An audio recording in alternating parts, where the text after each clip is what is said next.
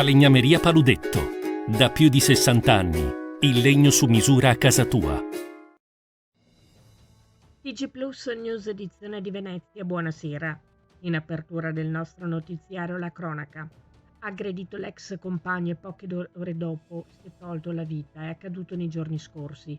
Un uomo di 57 anni ha furiosamente picchiato l'ex fidanzata, una donna di 45 anni, la quale dopo la violenza si è recata al pronto soccorso dell'ospedale di Mestre, dove ha avuto una prognosi di 25 giorni ed è stata successivamente dimessa con procedura protetta. La vittima si è poi rivolta al commissariato di Marghera per svolgere querela.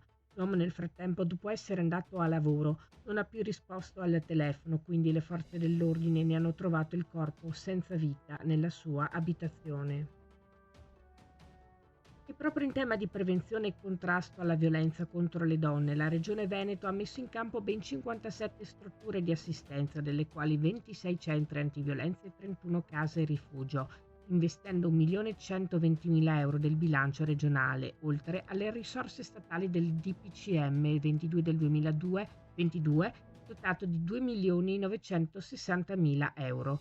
Questi e molti altri dati emergono dalla relazione annuale 2023 della Giunta regionale. L'assessore alla sanità e sociale ha posto l'accento sulla scelta strategica di rafforzare e rilanciare le diverse azioni nel 2024.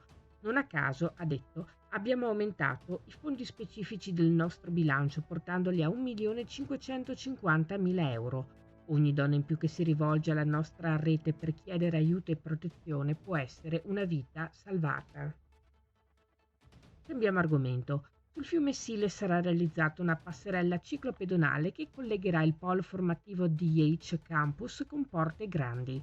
Dopo che il Consiglio Comunale di Quarto d'Altino ha approvato l'inserimento dell'opera nel piano triennale delle opere pubbliche e lo schema d'accordo, adesso si procederà alla firma della convenzione attuativa con il privato. Si tratta di passaggi fondamentali per completare la progettazione e poi realizzare l'opera, la cui costruzione è a carico dei privati. L'investimento a cura e spese del soggetto attuatore ammonta a 1.820.000 euro.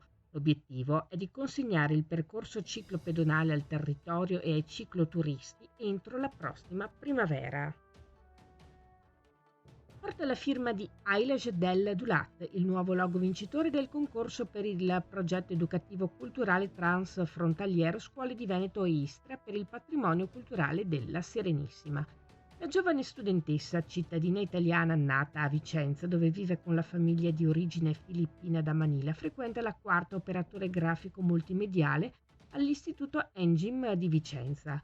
Ailage Del ha commentato: ho voluto rappresentare il logo con un monumento per ogni città, unite con la lettera S di Serenissima, così ho desiderato creare un collegamento unico tra le diverse città e mi piacerebbe fosse inserito anche il leone di San Marco. Sono veramente grata e orgogliosa di questo risultato. Questa era la nostra ultima notizia. Grazie per essere stati con noi. Arrivederci.